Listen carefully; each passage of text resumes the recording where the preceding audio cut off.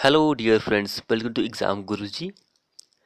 आज का जो हमारा टॉपिक है वो है सॉइल मैकेनिक्स का पार्ट वन, जो कि DFCCIL जे के लिए वेरी वेरी इंपॉर्टेंट है। यहाँ पर हम मोस्ट 50+ MCQ आपके लिए लेके आए हैं, जो कि सॉइल मैकेनिक्स के रहेंगे, जो कि प्रीवियस ईयर में पूछे गए हैं DFCCIL जे में।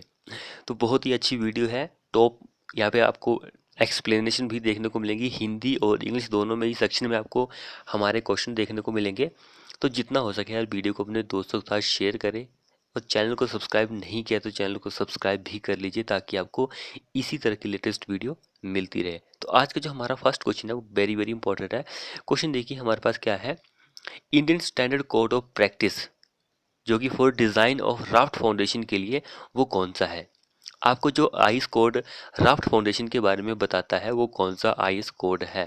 जो हिंदी सेक्शन वाले हैं वो हिंदी में यहाँ पे आंसर को, क्वेश्चन को पढ़ सकते हैं। आंसर तो आपको इंग्लिश में ही मिलेगा, क्योंकि आपको पता है कि आंसर जो होते हैं वो इसी तरह के आपको देखने को मिलते हैं। बहुत ही अच्छी ये क्वेश्चन आंसर की सीरीज है, क्योंकि आपको हिंदी और इंग्लिश दोनों सेक्शन में क्वेश्चन देखने को मिल रहे हैं। तो फ्रेंड्स यार वीडियो को शेयर करें अपने दोस्तों के साथ। चैनल को सब्सक्राइब नहीं किया तो चैनल को सब्सक्राइब भी कर लीजिए।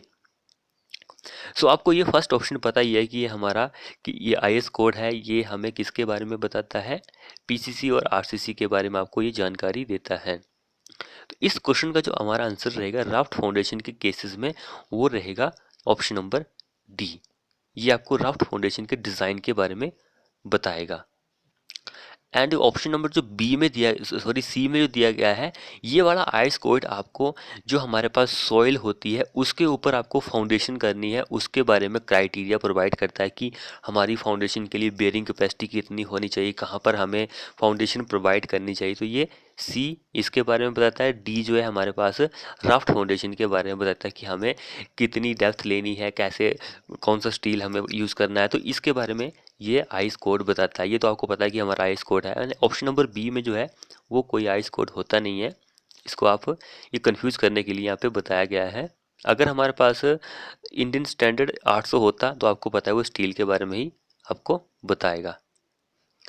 नेक्स्ट क्वेश्चन क्या बोल रहा है। As per Indian standard 2720 part third 1983, the weight of rammer, जो कि हम जिसको यूज करते हैं मॉडिफाई प्रोटेक्टेड टेस्ट के लिए। यहाँ पे देखिए दो क्वेश्चन आपको देखने को मिल रहा है कि मॉडिफाई प्रोटेक्टेड टेस्ट जो होता है वो कौन से आइस कोड में आता है। तो आपको इस आइस कोड में मॉडिफाई प्रोटेक्टेड टेस्ट के बारे में जानकारी मिल जाएगी। इस क्वेश्चन को भी याद रखिए। एंड यहाँ पे देखिए वेट ऑफ जो रैम्बर हम उसको यूज करते हैं, उसका वेट क्या होता है। तो रैम्बर का जो वेट होता है मॉडिफाई प्रोटेक्टेड टेस्ट के केसेस में, वो 4.9 केजी होता है। अप्रोक्सीमेट 5 केजी भी आप बोल सकते हैं। एग्जाम में कई बार आपको 5 केजी भी ऑप्शन देखने को मिल सकता है। एंड जो फ्री फॉल जो रहता है, इनकी कितनी हाइट से हम रैम्बर को नीचे फेंकते हैं, वो 450, सॉरी mm, हाँ, और 45 सेंटीमीटर होता है। 450 mm या फिर 45 centimetre. And number of layer जो होती है इसमें, वो 5 होती है, 5 लेयर्स। ये वेरी वेरी इंपॉर्टेंट क्वेश्चन है कि 5 लेयर्स किस में होती है, मॉडिफाई प्रोटेक्टेड टेस्ट में होती है। एंड फ्री फॉल जो रहता है वो 45 सेंटीमीटर का रहता है। 4.9 या फिर आपको कई बार 4.89 भी देखने को मिलता है ऑप्शन में कि जी। ये सारे पॉइंट इंपॉर्टेंट है एग्जाम के पॉइंट ऑफ व्यू से। अगला क्वेश्चन देखिए यहाँ पर। एज पर हमारे इस आइस कोड के according, what will the value of multiplies of the size in relation to the square base के लिए।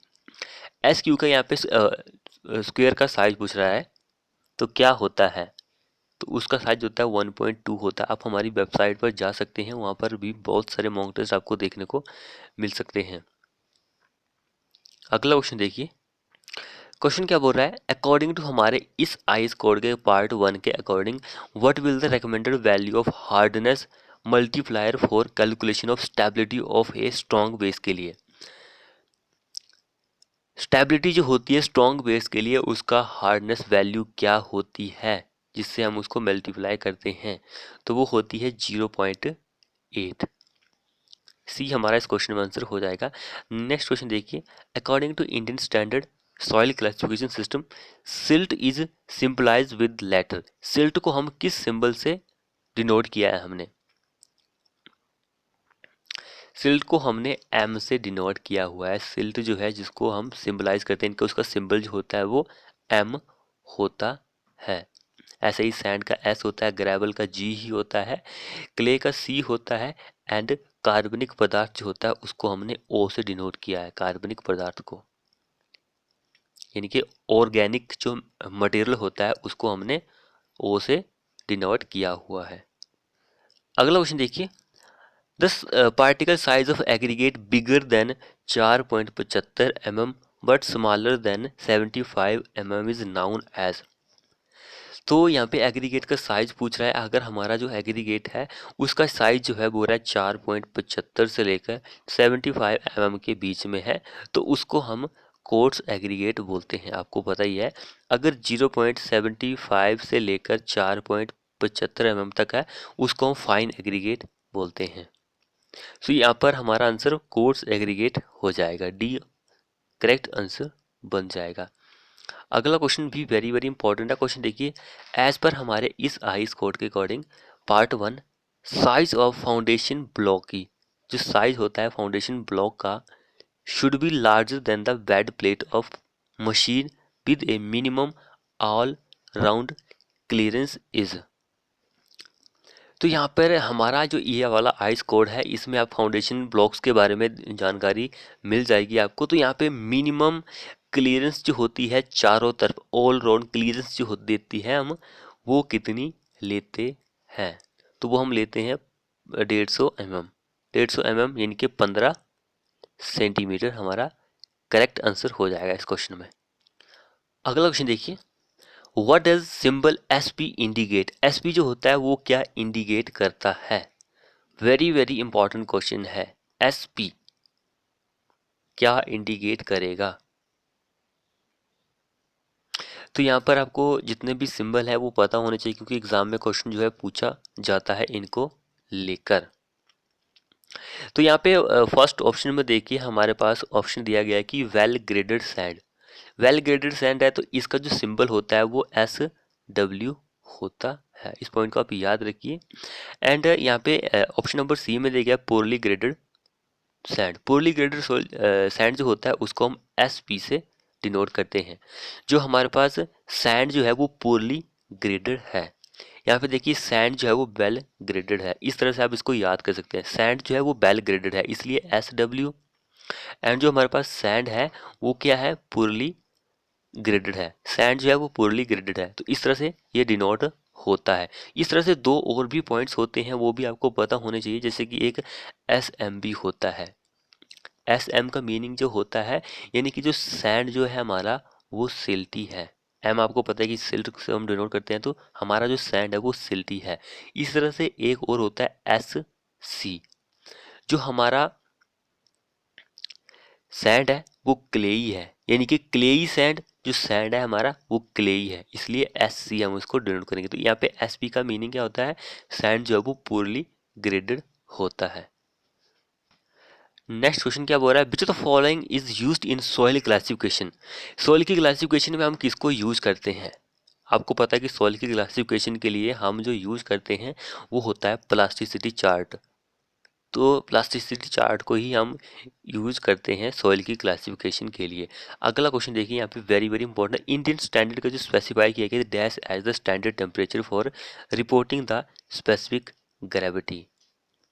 स्पेसिफिक ग्रेविटी के लिए कौन सा टेम्परेचर जो है वो रेकमेंड किया गया है? तो वो है 27 डिग्री सेल्सियस। बी हमारा करेक्ट आंसर हो जाएगा। नेक्स्ट क्वेश्चन क्या हुआ, अकॉर्डिंग टू हमारे IS Indian standard classification system के अकॉर्डिंग मैक्सिमम साइज होता है फाइन ग्रेन सॉइल का वो कितना होता है? फाइन ग्रेन सॉइल का साइज, मैक्सिमम साइज कितना होता है? अगला क्वेश्चन देखिए, वेरी वेरी इंपॉर्टेंट क्वेश्चन है ये। अकॉर्डिंग टू हमारे इंडियन स्टैंडर्ड क्लासिफिकेशन के अकॉर्डिंग मैक्सिमम साइज होता है फाइन ग्रेन का, वो क्या होता है? तो यहाँ पर देखिए मैक्सिमम साइज के बारे में बोला गया है फाइन ग्रेन के बारे में। तो फाइन ग्रेन जो होता है हमारे पास सिल्ट होता है, उसका साइज आपको पता ही है कि 0.002 से लेकर 0.075 होता है, यानी कि मिनिमम ये होता है, मैक्सिमम ये होता है। तो मैक्सिमम ही पूछा गया तो सी हमारा इस क्वेश्चन में आंसर हो जाएगा। नेक्स्ट क्वेश्चन क्या बोल रहा है हमारे पास यहाँ पे, अकॉर्डिंग टू हमारे इस आईएस कोड के according, in Indian standard light compaction test में, स्टैंडर्ड प्रोक्टर टेस्ट भी आप बोल सकते हैं, स्टैंडर्ड प्रोक्टर टेस्ट भी बोल सकते हैं, या फिर लाइट कंपैक्शन टेस्ट जो होता है उसमें, for the soil passing 20 mm sieve होगा यहाँ पर, the number of soil layer, rammer blow, weight of hammer and height of free falls are. Very very important question है ये। तो आप इसको एसपीटी भी बोल सकते हैं, आपको पता ही एसपीटी यानी कि स्टैंडर्ड प्रोक्टर टेस्ट।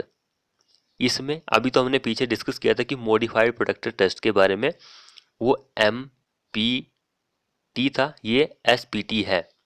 तो दोनों ही टेस्ट वेरी वेरी इंपॉर्टेंट है, यहाँ पे आपको सब कुछ पता होने चाहिए। यहाँ पे देखिए आपसे क्या पूछ रहा है, सबसे पहले number of layers, number of layers कितनी होती है, तो पीछे मैंने आपको बताया कि 5 होती है, तो इसमें 3 होती है। हैम्बर ब्लो, हैम्बर ब्लो जो होता है वो 25, दोनों में 25 ही होती है। एंड यहाँ पर हम वेट की बात करें हैम्बर की, तो वो 2.6 kg का होता है। नेक्स्ट हम बात करें कि कितनी हाइट से हम फ्री फॉल करते हैं, तो 310 mm, 310 या फिर 31 सेंटीमीटर। ये very very important, number of layer जो होती है 3 होती है। एंड हैम्बर ब्लोस कितने होते हैं, 25 हम हैम्बर से मारते हैं उस लेयर पर, हर एक लेयर पर 25 टाइम्स ब्लो हम करते हैं। 2.6 kg का वेट होता है हैम्बर का, हाइट 31 सेंटीमीटर रहती है, 310 mm भी हम बोल सकते हैं। तो ये सारे पॉइंट्स वेरी वेरी इंपॉर्टेंट है। यहाँ पे देखिए आपको एक और पॉइंट देखने को मिल रहा है कि हमारे कौन से आइस कोड में आपको स्टैंडर्ड प्रोटेक्टर टेस्ट के बारे में देखने को मिलेगा। तो ये वाला आइस कोड है, इस पॉइंट को आप याद रखिए। अगर आपको डिटेल में चाहिए तो आप हमारी वेबसाइट पर विजिट कर सकते हैं, वहाँ पर मैंने जितने भी आपके लिए क्वेश्चन लेके आता है उन सभी का निचोड़ भी लेके आता हूँ। यानी कि जो क्वेश्चन यहाँ पे डिस्कस किए तो वो वहाँ पर जो होंगे कुछ अलग तरह के क्वेश्चन आपको देखने को मिलेंगे, तो उसको भी आप जाके विजिट कर सकते हैं। नेक्स्ट क्वेश्चन देखिए, according to IS code recommendation, tilt for well foundation should not exceed, जो टिल्ट होती है वेल फाउंडेशन के लिए वो कौन सी वैल्यू से एक्सीड नहीं होनी चाहिए। Tilt very very important question है, टिल्ट जो होती है, तो टिल्ट जो होती है वो 1/60 से एक्सीड नहीं करनी चाहिए। अब यहाँ पे देखिए मैक्सिमम सेटलमेंट पूछा गया है hard sand and hard clay के लिए, आरसीसी के केस में, आरसीसी स्ट्रक्चर के केसेस में। तो ये आपको किसके बारे कौन से आइस कोड में मिलेगा जानकारी, 1904 में, इंडियन स्टैंडर्ड का 1904 1978 जो आइस कोड है उसमें आपको इसके बारे में जानकारी मिल जाएगी। मैक्सिमम सेटलमेंट जो होती है आरसीसी के लिए एंड स्टील के लिए, यहाँ पे मैं आपको स्टील का भी बता देता हूँ। स्टील की बात हो चाहे आरसीसी की बात हो, दोनों के लिए हम 70 mm ही मैक्सिमम राफ्ट फाउंडेशन की सेटलमेंट हम लेते हैं। इस पॉइंट को आप याद रखिए। यहाँ पे आप हमसे राफ्ट फाउंडेशन के केसेस में पूछा गया था, राफ्ट फाउंडेशन के केसेस में मैं आपको आइसोलेटेड फाउंडेशन के बारे में भी बता देता हूँ कि आइसोलेटेड जो फाउंडेशन होती है, आइसोलेटेड फाउंडेशन जो होती है उस केस में अगर आपसे आरसीसी स्ट्रक्चर के लिए पूछ लिया जाए या फिर स्टील स्ट्रक्चर के लिए पूछ लिया जाए, तो उन दोनों के केस में हमारा आंसर जो बनता है वो 50 mm बनता है। दोनों के केस में हमारे पास 50 आंसर बनता है। लेकिन आइसोलेटेड फाउंडेशन के केसेस में यहाँ पर हमसे राफ्ट फाउंडेशन के लिए पूछा गया था, इसलिए हमारा दोनों के केसेस में 75 mm आंसर होगा। तो यहाँ पर मैंने आपको 5 क्वेश्चन जो है वो बताए हुए हैं। अगला क्वेश्चन देखिए यहाँ पर क्या बोल रहा है, मैक्सिमम साइज जो होता है सिल्ट का, पार्टिकल का, वो क्या होता है। तो मैंने आपको पीछे क्वेश्चन में बताया भी था कि जो मैक्सिमम साइज होता है वो ये वाला होता है। ए हमारा इस क्वेश्चन में आंसर हो जाएगा।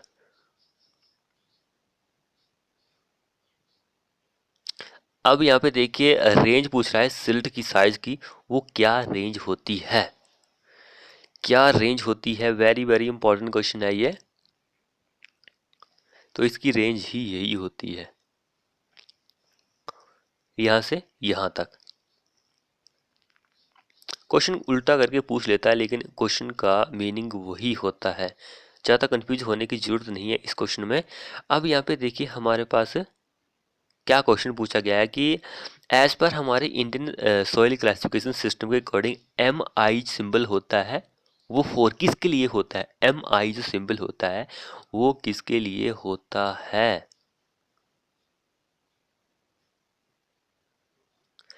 क्वेश्चन क्या बोल रहा है? As per Indian standard soil classification system M I जो सिंबल होता है वो होता है किसके लिए होता है? वेरी वेरी इंपॉर्टेंट क्वेश्चन है ये। तो वो होता है inorganic silt of medium plasticity. M, M से आपको पता ही है कि क्या होता है, सिल्ट से डिनोट करते हैं हम। आई जो होता है उसको इंटरमीडिएट या फिर मीडियम भी आप बोल सकते हैं। अगर एम एच होता है तो वो हाई प्लास्टिसिटी को डिनोट करता है। नेक्स्ट वन क्वेश्चन क्या बोल रहा है? वेरी वेरी इंपॉर्टेंट क्वेश्चन है ये भी। अब यहाँ पे देखिए नेक्स्ट क्वेश्चन क्या बोल रहा है? द मिनिमम डेप्थ जो होती है, जो गहराई होती है फाउंडेशन के लिए बिलो ग्राउंड लेवल से, फॉर किसके लिए?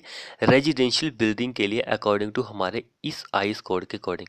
इस कोड को आप याद रखिए, ये 1904 जो आइस कोड है वो आपको रेजिडेंशियल बिल्डिंग के लिए कि आपको कितनी डेप्थ लेनी है उसके बारे में आपको बताएगा। तो जो रेजिडेंशियल बिल्डिंग जो होती है बिलो फाउंडेशन जो हम रखते हैं वो 50 सेंटीमीटर रखते हैं। 50 सेंटीमीटर जो हम रखते हैं ये रेजिडेंशियल बिल्डिंग के केसेस में रखते हैं। अगर आपसे पूछ लीजिए कि अगर हमारी जो फाउंडेशन है वो क्ले के लिए हम बना रहे हैं तो मिनिमम फाउंडेशन जो हम रखते हैं वो 90 सेंटीमीटर हम रखते हैं। क्ले के केसेस में हमारी जो फाउंडेशन होती है वो 90 सेंटीमीटर होती है, लेकिन इस केस में हमारा आंसर 50 हो जाएगा। तो यहाँ पे कोई भी आंसर नहीं देगा तो नन ऑफ दीज हमारा करेक्ट आंसर बन जाएगा। क्वेश्चन क्या बोल रहा है next? The minimum centre to centre spacing जो होती है फ्रिक्शन पाइल के लिए, फ्रिक्शन पाइल के लिए of diameter D as per bureau of Indian standard is. Centre to centre spacing हमें बतानी है कि मिनिमम कितनी हम लेते हैं फ्रिक्शन फाइल के केसेस में। तो वो 3D हम लेते हैं, 3D एंड 2.5 जो हम लेते हैं वो आपको कमेंट करना है कि किस केस में हम कौन सी पाइल्स के लिए हम 2.5 लेते हैं। 3D तो हम फ्रिक्शन पाइल की लेते हैं, लेकिन 2.5D जो लेते होता है वो हम किसके केस में लेते हैं, ये आपको कमेंट बॉक्स में कमेंट करना है।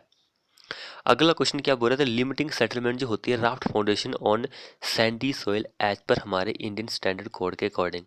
लिमिटिंग सेटलमेंट जो होती है राफ्ट फाउंडेशन सैंडी सॉइल के ऊपर वो हम कितनी लेते हैं? क्या आंसर होगा इस क्वेश्चन का? सो यहाँ पे मैं आपको दोनों ही केस बता देता हूँ। यहाँ पे सैंडी के लिए पूछा गया है, इनके सैंड के लिए पूछा गया है। मैं आपको क्ले का भी बता देता हूँ। क्ले का जो अगर हम बात करें तो वो 65 से लेकर 100 mm हम लिमिटिंग सेटलमेंट की डेप्थ लेते हैं उस फाउंडेशन के केसेस में। राफ्ट फाउंडेशन के केसेस में क्ले के लिए 65 से लेकर 100 mm लेते हैं, लेकिन सैंड की अगर बात आती है तो 40 से लेकर 65 mm हम लेते हैं। यानी कि ये फर्स्ट नंबर ही हमारा आंसर हो जाएगा। सैंड के केसेस में 40 mm से लेकर 65 mm लेते हैं, लेकिन क्ले के केस में 65 से लेकर हम 100 mm लेते हैं। लिमिटिंग सेटलमेंट जो होती है राफ्ट फाउंडेशन के केस, ये दोनों मैंने आपको राफ्ट फाउंडेशन के केसेस में बताए हैं, सैंड एंड क्ले के लिए।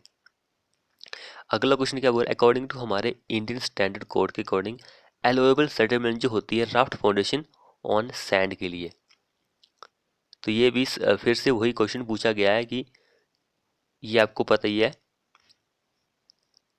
सैंड के लिए, एंड 65 से लेकर 100 जो होती है वो क्ले के लिए होती है। तो दोनों ही केस। अगला क्वेश्चन देखिए, अकॉर्डिंग टू हमारे 4453 द क्लियर वर्किंग स्पेस जो होता है at bottom of soil exploration pit should be. तो क्लियर वर्किंग स्पेस जो होता है bottom of soil exploration pit के लिए वो कितना होता है? तो वो होता है 1.2 इंटू 1.2 मीटर, ये होता है। तो ये हमारे इस आइस कोड में आता है, इस पॉइंट को भी आप याद रखिए। अगला देखिए, Casagrande apparatus is use to determine. Casagrande apparatus जो होता है हम उसको यूज करते हैं किसको डिटरमाइन करने के लिए? अब यहाँ पे एक बात आती है कि ये कौन से आइस कोड में आता है। कैसा ग्रैंड अपरेटस जो होता है इसके बारे में आपको 2720 आइस कोड में जानकारी मिल जाएगी। ये आइस कोड जो है वेरी वेरी इंपॉर्टेंट है। इस आइस कोड में आपको कैसा ग्राइंडर के बारे में पता लग जाएगा। तो ये कैसा ग्राइंडर जो ऑपरेटर्स होता है, इससे हम जो हमारे पास सॉइल होती है, इसकी जो लिक्विड लिमिट होती है उसको फाइंड आउट करते हैं। Liquid limit of clay, soil की हम जो लिक्विड लिमिट होती है उसको ही फाइंड आउट करते हैं। इस पॉइंट को आप याद रखिए। अगला क्वेश्चन देखिए यहाँ पर क्या बोल रहा है।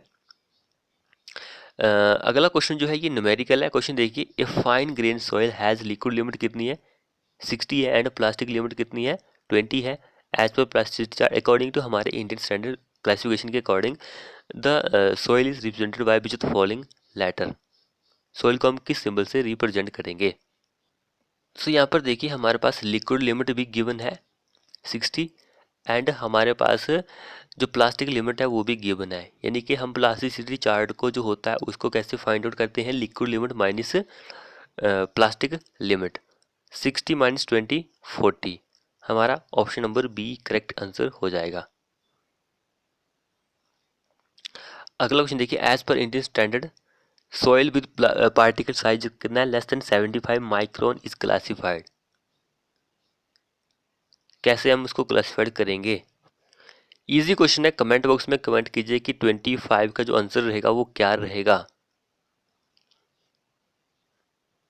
आपको ये होमवर्क के तौर पर क्वेश्चन दे रहा हूँ। इस क्वेश्चन को आपको कमेंट बॉक्स में आंसर देना है। अगला क्वेश्चन देखिए, अकॉर्डिंग टू हमारे इंडियन सॉइल क्लासिफिकेशन सिस्टम के अकॉर्डिंग इस soil is describe by MH। तो मैंने आपको बताया था M जो होता है वो सिल्ट का सिंबल है, H से हम इसको कैसे क्लासिफाइड करेंगे। बहुत ही इंपॉर्टेंट क्वेश्चन है ये। तो वो होगा हमारा answer inorganic silt of high compressibility. High compressibility हमारा करेक्ट आंसर हो जाएगा इस क्वेश्चन में।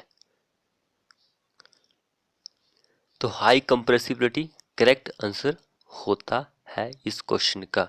अगर हमसे CH पूछता, यहाँ पे MH पूछा गया है, तो CH पूछता तो क्या होना था हमारे पास, organic clay. Organic clay of high compressibility, हमारा तब वो आंसर हो जाना था। अब देखिए क्वेश्चन क्या बोल रहा है, ग्रेन साइज पूछा गया है। MM में हमें बताना है मीडियम ग्रेन सैंड के लिए। आपको पता है कि सैंड का जो साइज होता है वो 0.07 mm से लेकर 4.75 mm होता है। तो इस साइज को हमने 3 पार्ट में डिवाइड किया गया है। एक बहुत ही लो सैंड होगा, एंड मीडियम, एंड फिर हाई। तो इस तरह से 3 हमने पार्ट में डिवाइड किया गया है। तो यहाँ पे देखिए हमारे पास जो सबसे छोटा कण जो होता है वो 0.075 से लेकर 0.425 mm, ये बहुत ही लो का होगा। यानी कि सबसे छोटा साइज का ये होता है। मीडियम साइज की बात करें तो अब यहाँ से लेकर हमारा जो आंसर बनता है वो 2 mm, यानी कि 4.25 से लेकर 2 mm का जो साइज होता है उसको हम मीडियम ग्रेन सैंड बोलते हैं। एंड 2 mm से लेकर 4.75 mm तक हमारा जो साइज होता है वो हाई ग्रेन सैंड होता है। यानी कि हमसे मीडियम पूछा गया है तो हमारा आंसर ये हो जाएगा। यानी कि 0.425 से लेकर 2 mm तक हमारा मीडियम सैंड का साइज होता है। इस पॉइंट को आप याद रखिए, वेरी वेरी इंपॉर्टेंट क्वेश्चन है। जिसको हमारी वेबसाइट के बारे में नहीं पता है तो ये हमारी वेबसाइट है examguruji.com, यहाँ पर आप जा सकते हैं। फ्री ऑफ कॉस्ट यहाँ पे मॉक टेस्ट मिल रहे हैं। ऐसा नहीं है कि आपसे किसी तरह का चार्जेस वगैरह लिया जा रहा है। फ्री ऑफ कॉस्ट है। वहाँ पर अप्रॉक्सीमेट अभी तक हमने जो आपके लिए मॉक टेस्ट तैयार कर दिए हैं वो 200 मॉक टेस्ट हमने आपके लिए प्रोवाइड कर चुके हैं। तो 200 मॉक टेस्ट है, फ्री ऑफ कॉस्ट है। हर एक मॉक टेस्ट में आपको बहुत कुछ देखने को मिलेगा। एक क्वेश्चन में जैसे कि 4 ऑप्शन होते हैं तो कई बार आपको एक ही आंसर प्रोवाइडेड है, कई बार आपको 4 ऑप्शन के ही आंसर प्रोवाइडेड है। तो वेरी वेरी इंपॉर्टेंट है, वेबसाइट पर विजिट जरूर कीजिए। क्वेश्चन देखिए next, which one of the following represent the measure of particle size range. कौन पार्टिकल साइज की जो रेंज होती है उसको रिप्रेजेंट करता है।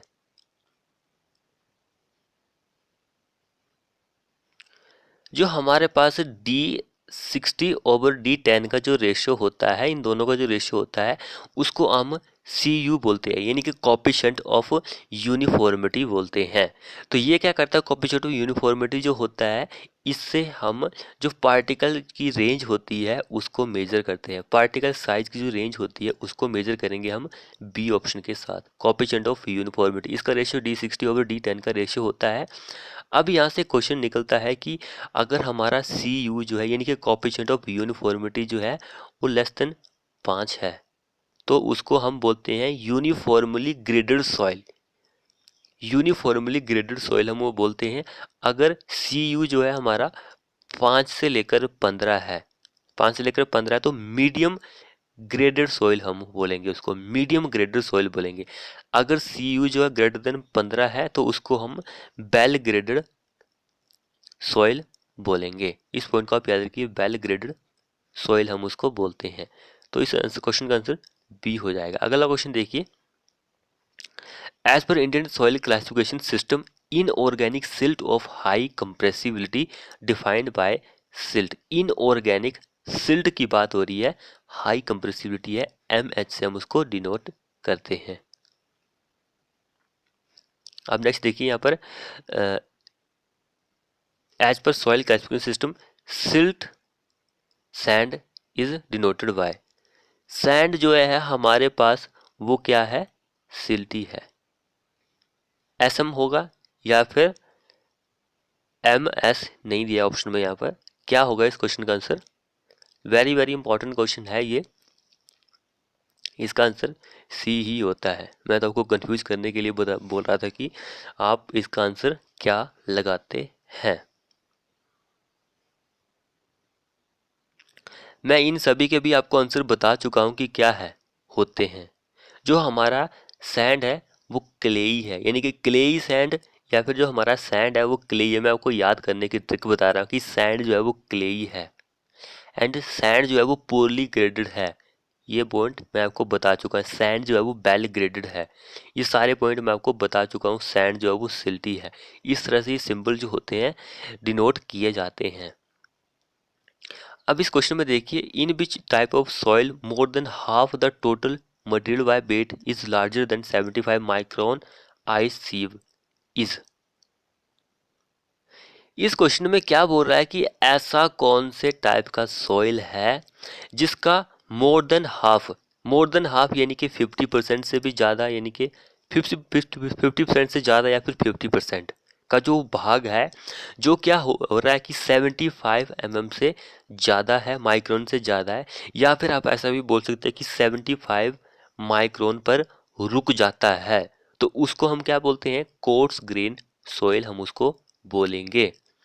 कोर्स ग्रेन का जो सॉइल होता है उसमें क्या होता है कि 50% से अधिक भाग जो होता है वो 75 की जो माइक्रोन की जो सीव होती है उस पर रुक जाता है, यानी कि रिटेन हो जाता है। अगला देखिए, अकॉर्डिंग टू हमारे Indian standard classification soil can be classified into 16 group में, 18 ग्रुप में, 3 ग्रुप में, फिर 8 ग्रुप में। सॉइल को हमने कितने ग्रुप में क्लासिफाइड किया हुआ है। वेरी वेरी इंपॉर्टेंट क्वेश्चन है ये। तो इंडियन स्टैंडर्ड के अकॉर्डिंग हमने सॉइल को 18 ग्रुप में डिवाइड किया हुआ है। 18 ग्रुप में एक ऐसा क्लासिफिकेशन सिस्टम है जिसमें हमने 12 ग्रुप में डिवाइड किया हुआ। वो कौन सा ग्रुप है आपको कमेंट बॉक्स में लिखना है कि कौन सा ग्रुप है जिसमें हमने सॉइल को 12 ग्रुप में क्लासिफाइड किया गया। भारत के अकॉर्डिंग तो हमने 18 ग्रुप में क्लासिफाइड किया, लेकिन ऐसा वो किस देश का है या फिर कौन सा है क्लासिफिकेशन सिस्टम जिसमें हमने 12 ग्रुप में क्लासिफाइड किया हुआ है। अब यहाँ पे देखिए, मैक्सिमम साइज पूछ रहा है सिल्ट का कितना होता है, 0.6 mm या फिर 0.07 mm। एक्चुअल में ये होता है, लेकिन आपको ये देखने को मिलता है एग्जाम में, यही देखने को मिलता है, लेकिन एक्चुअल साइज जो होता है वो इंडियन स्टैंडर्ड के अकॉर्डिंग वो यही होता है, एक्चुअल साइज। अब ये देखिए किससे रिलेट करता है, ये वाला जो है किससे रिलेट करता है, तो वेरी वेरी इंपॉर्टेंट है। तो ये जो है हमारा ये आई स्कोर जो है वो रिलेट करता है सॉइल की क्लासिफिकेशन से, कि सॉइल को हमने कितने पार्ट में डिवाइड किया हुआ है। नेक्स्ट देखिए, इंडियन स्टैंडर्ड की जो सीव होती है 2 mm में क्या होता है?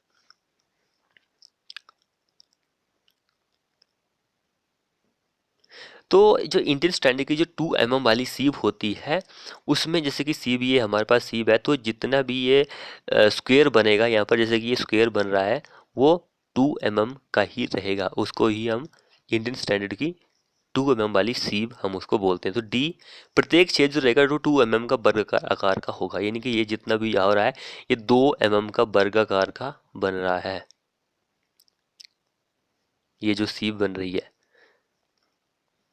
अब नेक्स्ट क्वेश्चन देखिए, भारतीय मानक सीव जो है 300 माइक्रोन के छेद का माप होगा, क्या होगा उस छेद का माप? वेरी वेरी इंपॉर्टेंट क्वेश्चन है। तो उस छेद का माप होगा 300 माइक्रोन का 0.3 mm। अगला क्वेश्चन देखिए, according to Indian classification in the range of silt size, silt के साइज की जो रेंज होती है वो क्या होती है? तो इस क्वेश्चन का जो आंसर रहेगा वो ए ऑप्शन करेक्ट है।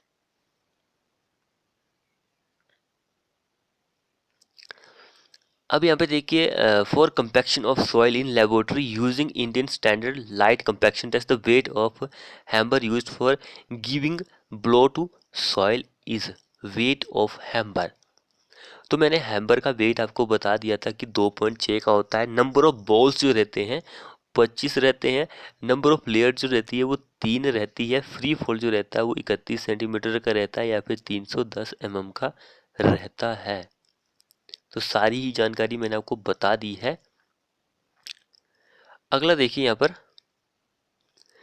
इस आइस कोड के अकॉर्डिंग पार्ट 4 के according recommended the use of 4.9 kg rammer for heavy compaction with a drop height of, इसके लिए ड्रॉप हाइट कितनी रहती है? पीछे हमसे लाइट के लिए पूछा गया था, अब हैवी के लिए पूछ लिया गया है। लाइट कंपैक्शन के लिए, हैवी कंपैक्शन के लिए, तो हैवी के लिए 450 होता है। 4.9 kg बोल लीजिए या फिर 4.8 kg, 4.8 kg आप बोल सकते हैं। और यहाँ पे नंबर ऑफ लेयर्स जो रहती है वो 5 रहती है। एंड फ्री फॉल जो रहता है वो तो 450 का ही रहता है, लेकिन नंबर ऑफ बॉल्स जो रहते हैं वो 25 रहते हैं। ये सारे पॉइंट्स इंपॉर्टेंट्स हैं एग्जाम के पॉइंट ऑफ व्यू से। अगला क्वेश्चन देखिए, मैक्सिमम परमिसिबल सेटलमेंट जो रहती है, इस देखिए सेटलमेंट के बारे में यही आइस कोड आपको जानकारी देता है। आइसोलेटेड फाउंडेशन के लिए, आइसोलेटेड फाउंडेशन के लिए, अब यहाँ पे देखिए सैंड के लिए 25, क्ले के लिए 40, 65 सैंड के लिए, 25 क्ले के लिए, 40 सैंड के लिए, 25 क्ले के लिए, 40 सैंडी के लिए एंड 65 क्ले के लिए। क्या होगा इस क्वेश्चन का आंसर?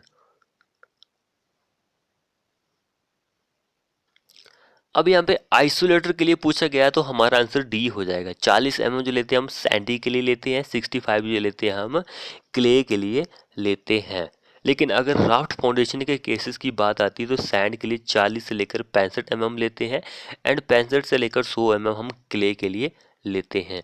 लेकिन हमसे आइसोलेटर के लिए पूछा गया है, ये राफ्ट के केसेस में होती है, तो ये नहीं होगा।